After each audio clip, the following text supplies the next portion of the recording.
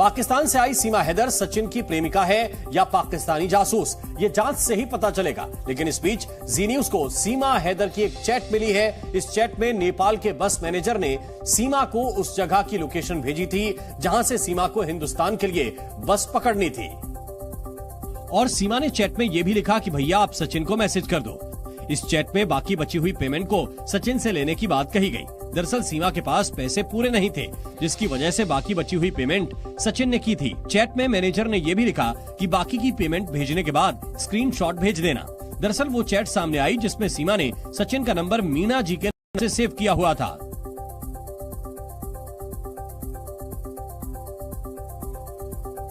और इसी बीच सीमा हैदर मामले में एक और बड़ा खुलासा हुआ। सीमा पाकिस्तान से भारत में कैसे और किस रास्ते से एंट्री लेगी, इसका पूरा प्लान और रूट सचिन ने तैयार किया था। और इस मामले में सचिन मीणा से पूछताछ के बाद एक बड़ा खुलासा हुआ। सीमा हैदर पाकिस्तान से भारत में कैसे दाखिल हो, ये पूरा प्लान सचिन ने तैयार किया था। सीमा पाकिस्तान से किस रूट से होकर भारत में आएगी, ये पूरा रूट मैप सचिन ने बनाया था। सूत्रों की माने तो सचिन ने ही पता किया था कि पाकिस्तान से कौन सी सस्ती फ्लाइट से नेपाल तक आया जा सकता है। सूत्रों का कहना है कि सचिन ने मार्च में ही प्लान तैयार कर लिया था, जब वो सीमा से नेपाल में मिला था। नेपाल से सीमा को भारत के अंदर किस रास्ते से लाया जाए ताकि वो दस्तावेजों की जांच से बच जाए, बाकायदा इसकी पूरी प्लानिंग सचिन ने की थी। वहीं हिंदुस्तान आने के लिए सीमा किसी भी हद तक जा सकती थी। यही वजह है कि वो सचिन के बताए गए प्लान पर अमल करती गई। सीमा हैदर इतनी चालाक है कि वो जहां भी गई, जिससे भी वो मिली, उनसे दोस्ती कर ली ताकि किसी को भी उन पर शक न हो। क्योंकि बताया जा रहा है कि सीमा हैदर जब पहली बार सचिन से मिलने नेपाल आई, इसके लिए उसने होटल मालिक ने मदद की। और बताया जा रहा है कि होटल मालिक ने ही सचिन और सीमा को बताया था कि भारत जाने के लिए काठमांडू की बजाय पोखरा से बस ली जाए, क्योंकि काठमांडू से रास्ता लंबा पड़ता है और सिक्योरिटी चेकिंग भी ज्यादा होती है। कुछ भी हमसे नहीं मांगा, हम फैमिली की तरह वो रखते थे हमें। होटल मालिक के बताने के बाद ही सचिन ने 10 मार्च से 17 मार्च के दौरान भारत आने का रास्ता तैयार कर लिया था। उसी दौरान इस बात की जानकारी ली गई कि कैसे सीमा पाकिस्तान से नेपाल आएगी और वो भारत पहुंचेगी। सचिन ने जब पूरी प्लानिंग कर ली, फिर उसके बाद 11 मई को सीमा पाकिस्तान से भारत आने के लिए निकल पड़ी। तय के मुताबिक सीमा हैदर ने कराची से दुबई के लिए फ्लाइट पकड़ी और फिर दुबई के रास्ते नेपाल के काठमांडू पहुंची। यहाँ से सीमा हैदर टैक्सी करके पोखरा गई और फिर सचिन से दिल्ली आने वाली बस की जानकारी ली। क्योंकि सचिन ने पहले से बस की टिकट बुक करा रखी थी, इसीलिए सीमा ने पोखरा से सुबह 7 बजे वाली बस पकड़ी और फिर सुबह 11 बजे के करीब नोएडा में उतर गई। क्योंकि पोखरा के रास्ते जो बस हिंदुस्तान आती है उसमें चेकिंग कम होती है, और इसी बात का सीमा ने फायदा उठाया और हिंदुस्तान में अवैध तरीके से दाखिल हो गई। क्योंकि सीमा हैदर रास्ते भर रील्स बनाते हुए आई, इसीलिए किसी को भी उसके पाकिस्तानी होने पर बिल्कुल भी शक नहीं हुआ। और सीमा हिंदुस्तान आकर लोगों से घुल मिल गई। सचिन के परिवार ने भी सीमा और उसके 4 बच्चों को अपना लिया और सचिन अब अपनी शादी को कोर्ट में रजिस्टर्ड भी कराना चाहता है।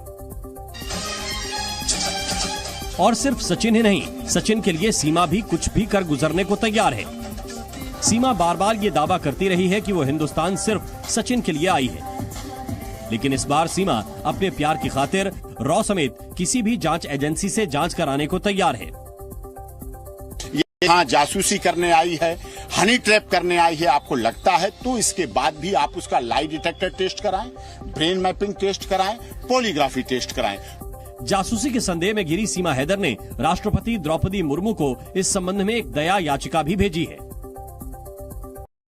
जिसमें सीमा हैदर ने कहा कि यूपी एटीएस अभी जांच कर रही है, लेकिन सीबीआई, एनआईए और रॉ जैसी एजेंसियों से भी वो अपनी जांच करवाने को तैयार है। और राष्ट्रपति को भेजी गई याचिका में सीमा की तरफ से यहाँ तक कहा गया कि वो polygraph, brain mapping, lie detector और अपने बच्चों के डीएनए टेस्ट तक के लिए तैयार है। राष्ट्रपति को दी दया याचिका में सीमा हैदर ने खुद को सीमा मीणा बताते हुए अपने पति सचिन मीणा के पैतृक घर में रहने की इजाजत मांगी है। सीमा ने बताया कि उसके पाकिस्तानी पति गुलाम हैदर से 4 साल पहले ही उसका तलाक हो चुका है और सचिन मीणा से उसने पूरे हिंदू रीति रिवाज से शादी की है। अभी तक पाकिस्तान से गोलियां आती थी, आज गोली आई है तो हमें उसे स्वीकार करना चाहिए।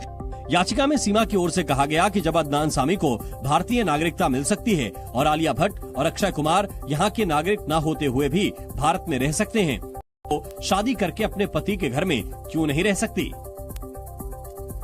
इस बीच सीमा हैदर के पाकिस्तानी जासूस होने को लेकर असमंजस बना हुआ है। जांच से जुड़े सूत्रों के मुताबिक अभी तक सीमा के जासूस होने से जुड़े कोई ठोस सबूत नहीं मिले, लेकिन उसके बयानों से शक पूरी तरह खत्म भी नहीं हुआ। यही वजह रही कि यूपी एटीएस की टीम 3 दिनों तक सीमा हैदर, सचिन मीणा और सचिन के पिता नेत्रपाल से पूछताछ करती रही। लेकिन पुलिस सूत्रों के हवाले से अब खबर आ रही है कि कई घंटों तक चली पूछताछ के बाद भी सीमा हैदर के खिलाफ पाकिस्तानी जासूस होने का पुख्ता सबूत नहीं मिला और दावा किया जा रहा है कि यूपी एटीएस ने जब सीमा हैदर की दी हुई जानकारी को खंगाला तो उसमें कुछ बातें सच तो कुछ विरोधाभासी निकली।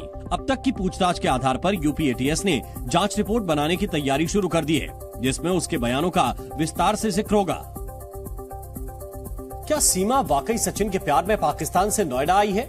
ये गुत्थी सुलझने की बजाय और उलझती जा रही है। इसकी वजह है हर सवाल का सटीक जवाब और सीमा का कॉन्फिडेंस।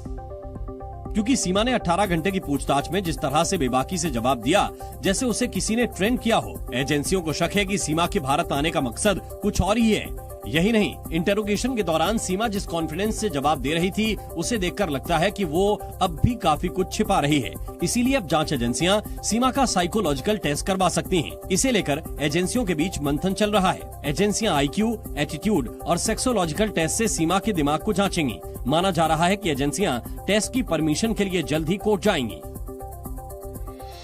सचिन की मोहब्बत की वजह से भारत आने के सीमा हैदर के दावे पर सवाल उठते रहे हैं और सच जानने के लिए पॉलीग्राफ टेस्ट की जरूरत महसूस की जा रही है। ऐसे में सीमा के कुछ दावों में विरोधाभास की वजह से पॉलीग्राफ टेस्ट की जरूरत बताई जा रही है। सीमा हैदर ने यूपी एटीएस से पूछताछ में नेपाल के पशुपतिनाथ मंदिर में सचिन से शादी करने का दावा किया, जबकि पशुपतिनाथ क्षेत्र विकास कोष के प्रवक्ता रेवती रमन के हवाले से दावा किया गया कि पशुपतिनाथ मंदिर में शादियां नहीं होती हैं। सीमा और सचिन ने नेपाल के new Vinayak Rolpa Jaljala Rukmeli guest house में ठहरने की बात कही थी, लेकिन कई रिपोर्ट में यह सामने आया कि सीमा गलत नाम और जन्मदिन बताकर गेस्ट हाउस में 7 दिन तक रुकी।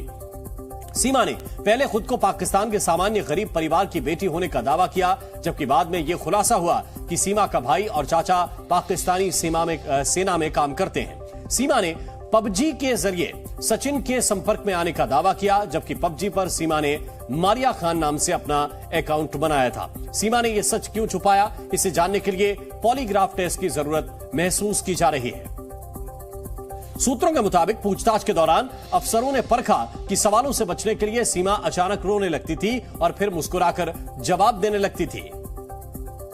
और सबसे ज्यादा शक इस बात पर पैदा हो रहा है कि सीमा ने किसी सवाल पर आपा नहीं खोया। अक्सर देखा जाता है कि एजेंसियां जब भी पूछताछ करती हैं तो सामने वाले के पसीने छूट जाते हैं। इसके अलावा 18 घंटे की पूछताछ के 2 दिन बाद सीमा ने फिर से मीडिया में इंटरव्यू दिया। उसने उन लोगों को झूठा करार दिया जिन्होंने के झूठ को प्रमाणित किया। इसमें बस सर्विस एजेंसी, नेपाल के होटल मालिक और पशुपतिनाथ मंदिर का बयान शामिल है। जांच एजेंसियों को लगता है कि कहीं न कहीं कोई है जिसने सीमा को ट्रेंड किया है। सीमा का भारत आना, 50 दिन तक यहाँ रहना, फर्जी आधार कार्ड बनवाना और मीडिया के सामने बेबाकी से जवाब देना, ये सिर्फ रटी रटाई बातें ही हैं। और अब ये जानना काफी अहम है कि सीमा का आईक्यू लेवल कितना स्ट्रॉन्ग है। और इसीलिए सच का पता लगाने में जुटी जांच एजेंसियां सीमा का पॉलीग्राफ टेस्ट भी करवा सकती हैं। पॉलीग्राफ टेस्ट नार्को टेस्ट से अलग होता है। इसके लिए कोर्ट से मंजूरी लेने की जरूरत पड़ती है। सीमा के दावों की हकीकत जानने के लिए जिस पॉलीग्राफ टेस्ट की जरूरत बताई गई, उसमें आरोपी को बेहोशी का इंजेक्शन नहीं दिया जाता, बल्कि इसमें आरोपी के शरीर पर कार्डियो कफ जैसी मशीनें लगाई जाती हैं। इन मशीनों के जरिए ब्लड प्रेशर, नब्ज, सांस, पसीना, ब्लड फ्लो को मापा जाता है। इसके बाद आरोपी से उन सवालों के जवाब पूछे जाते हैं जिनमें विरोधाभास होता है।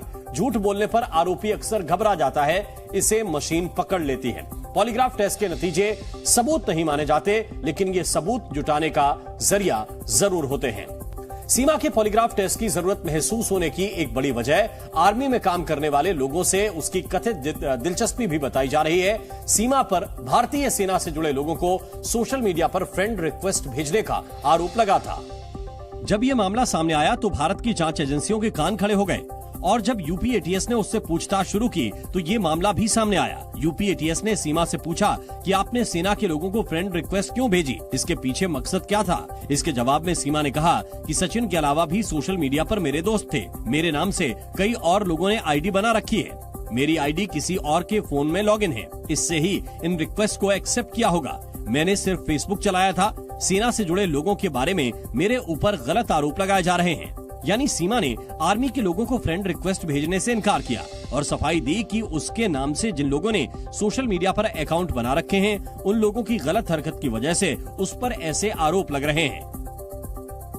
और विवाद के बीच सोशल मीडिया पर एक वीडियो वायरल हो रहा है जिसमें एक पाकिस्तानी शख्स सीमा हैदर को वापस करने के लिए भारत को धमकी दे रहा है। हालांकि उसकी इस धमकी पर लोग खूब मजे ले रहे हैं। वीडियो में ये शख्स बोलता दिख रहा है कि अगर सीमा को आज रात 12 बजे तक वापस नहीं किया तो अंजाम बुरा होगा। इंडिया वाला सुनो, सीमा को अगर आज रात 12 बजे तक वापस नहीं किया कि समझो भारत फिर नाराज नहीं होना। पाकिस्तानी शख्स के इस वीडियो पर मीम्स की बाढ़ आ गई है। लोग इस वीडियो पर तरह तरह के कमेंट कर रहे हैं। एक यूजर ने कमेंट किया कि वो सब ठीक है, लेकिन ये सिर पर फूल क्यों लगा रखा है। एक दूसरे यूजर ने लिखा कि दाना पानी का जुगाड़ कर लो, नहीं 12 बजे से पहले भूखे मर जाओगे। भारत ने दोस्ती बढ़ाते हुए वियतनाम को एक युद्धपोत गिफ्ट किया है। भारत ने मिसाइल से लैस युद्धपोत INS कृपाण वियतनाम को तोहफे में दिया है। शनिवार को वियतनाम में हुई एक सेरेमनी में navy chief admiral R Harikumar ने INS कृपाण को वियतनाम पीपल्स नेवी को सौंपा। INS कृपाण ने भारतीय नौसेना में 32 साल तक सेवा दी थी। गुजरात में भारी बारिश की वजह से अहमदाबाद एयरपोर्ट पर घुटनों तक पानी भर गया है। जल भराव के कारण यात्रियों को अपनी फ्लाइट के लिए समय पर पहुंचने में परेशानी हो रही है। वाराणसी में गंगा के बढ़ते जलस्तर और तेज बहाव को देखते हुए नाव संचालन पर पूरी तरह से रोक लगा दी गई है। अधिकारियों के मुताबिक फिलहाल गंगा का जलस्तर खतरे के निशान से नीचे है। कभी भी हालात बिगड़ सकते हैं। बिहार के मोतिहारी जिले में भारत नेपाल बॉर्डर के पास 2 चीनी नागरिकों को गिरफ्तार किया गया। दोनों नेपाल के रास्ते भारत में बिना पासपोर्ट वीजा एंट्री करने की फिराक में थे। दोनों को जासूसी के शक में गिरफ्तार किया गया है। Z News।